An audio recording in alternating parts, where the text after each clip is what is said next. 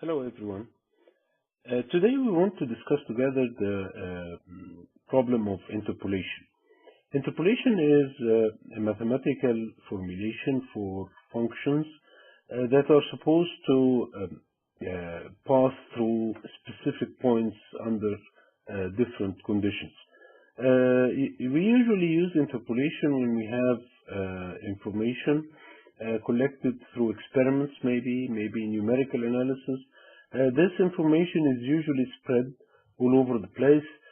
When those points or those pieces of information are of high accuracy and of high confidence, we usually seek passing a single function through all the points so that we can find out what are the values or the expected values of the function at other points, at points that we haven't measured yet. These functions are generated usually using polynomials. Sometimes we use other forms of interpolation functions like exponentials, logarithmic, and harmonic functions. However, we are going to focus our talk together in this lecture on polynomial interpolation. Most of what we are going to learn here is applicable in almost any other type of interpolation functions that we may be using. So let's start at the beginning. How do we get the equation of a function that's passing through some specific points, a given points of data? Let's start with a line. A line, as we've studied earlier, is usually presented as a constant plus some slope, other constant, multiplied by x. So generally, we can represent the function, the linear function, as y equals a0 plus a1x. Then we substitute the values that we have, x1 and y1, x2 and y2, into that equation to produce two simultaneous equations. The unknowns of those two simultaneous equations are the coefficients a0 and a1. Then we set them in a matrix form, maybe, or any form that can be solved. Here we will put them in a matrix form, then invert the coefficient matrix. In this case it's 1x1, 1x2.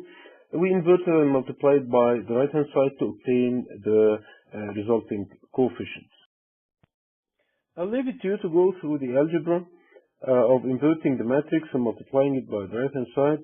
But after you do this, you'll get a relation, two relations for a0 and a1 that you can plug back into the original equation of the line. Now you have that equation for the line that passes by through those 2 points. You can evaluate the function y of x at any other value of x between x1 and x2 or outside that range. Similarly, if you're given more than 2 points, say 4 points for example, now you can use a third order polynomial. That polynomial has 4 terms, the constant term and three other terms involving different powers of x. You will use the same procedure, just write down the equation. That equation should look like the one appearing in front of you right now. Then we start plugging in the values of x and y as we just did with the linear problem. So you end up with 4 simultaneous equations in 4 unknown coefficients, a0, a1, a2, and a3. Put those equations in a matrix form, invert it, and you'll get what you're looking for. Now let's use this to evaluate the coefficients of a third order polynomial for an example given 4 different points in a plane xy. Here you are, 4 points, x1, x2, x3, x4, and the corresponding y1, y2, y3, and y4. Let's apply the procedure we just talked about. Let's write down the equation. It's the general cubic function. Substitute with x1 equals -1, y1 equals 1. Again, with x2 and y2. The third point, x equals 1, y equals 5. And finally, the fourth point, x equals 2 and y equals 16.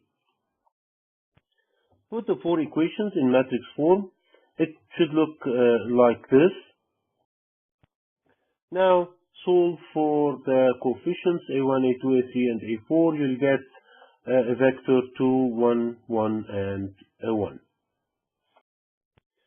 Finally, plug that back into the original equation to get the function f of x, a cubic polynomial, with four terms that passes by the given 4 points. This is the general approach. This is what we should be doing in any given polynomial. It involves inversion of a matrix.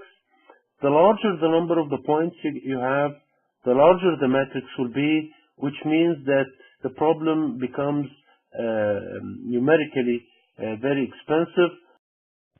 And you may also fall into the problem of having ill-conditioned matrices.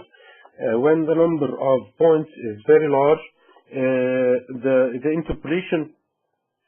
interpolation polynomials are usually going to fail presenting your data.